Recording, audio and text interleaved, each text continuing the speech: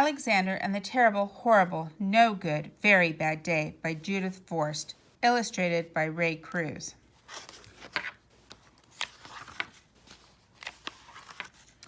I went to sleep with gum in my mouth, and now there's gum in my hair.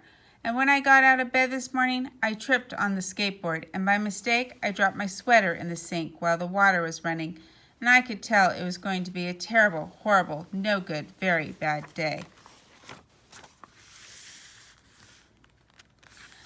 At breakfast, Anthony found a Corvette Stingray car kit in his breakfast cereal box, and Nick found a junior undercover agent code ring in his breakfast cereal box. But in my breakfast cereal box, all I found was breakfast cereal. I think I'll move to Australia. In the carpool, Mrs. Gibson let Becky have the seat by the window. Audrey and Elliot got seats by the window, too. I said I was being scrunched. I said I was being smunched. I said if I didn't get a seat by the window, I'm going to be car sick. No one even answered.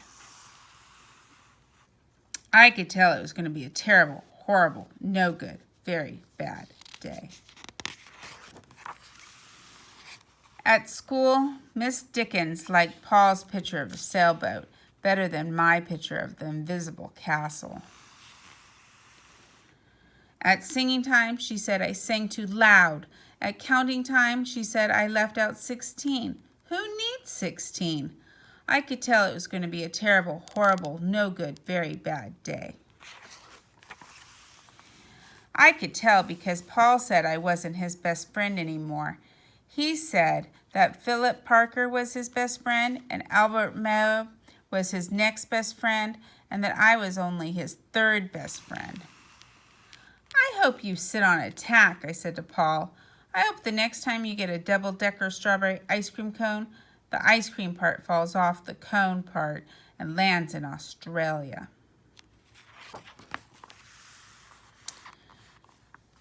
There were 2 cupcakes in Philip Parker's lunch bag, and Albert got a Hershey bar with almonds, and Paul's mother gave him a piece of jelly roll that had little coconut sprinkles on the top.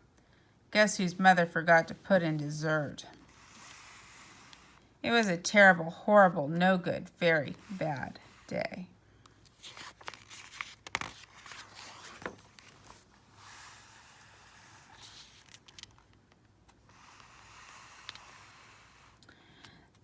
That's what it was, because after school my mom took us all to the dentist and Dr. Fields found a cavity just in me. Come back next week and I'll fix it, said Dr. Fields. Next week, I said, I'm going to Australia.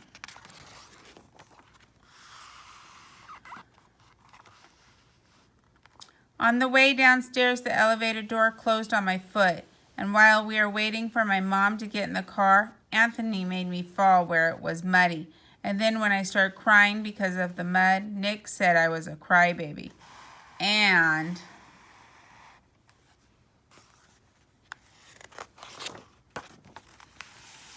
while I was punching Nick for saying crybaby, Mom came back with the car and scolded me for being muddy and fighting. I'm having a terrible, horrible, no good, very bad day, I told everybody. No one even answered.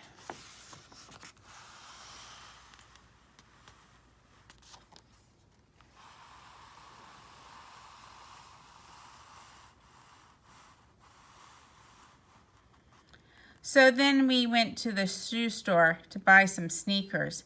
Anthony chose white ones with blue stripes. Nick chose red ones with white stripes. I chose blue ones with red stripes. But then the shoe man said we're all sold out. They made me buy plain old white ones, but they can't make me wear them.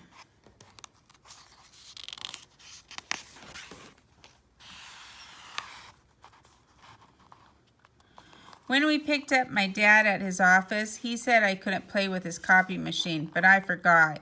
He also said to watch out for books on his desk, and I was careful as could be except for my elbow. And he said don't fool around with his phone, but I think I called Australia. My dad said please don't pick him up anymore. It was a terrible, horrible, no good, very bad day.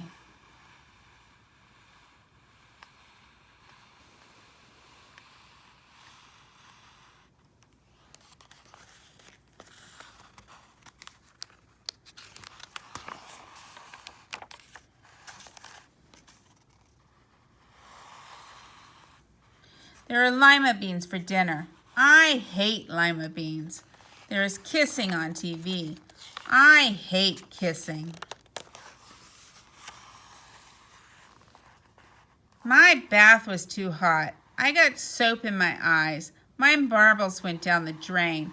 I had to wear my railroad train pajamas. I hate railroad train pajamas.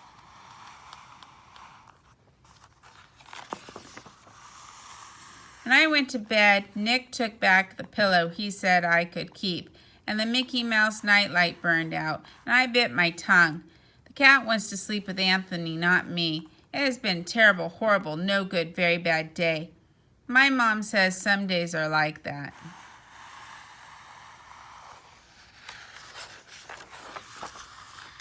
Even in Australia.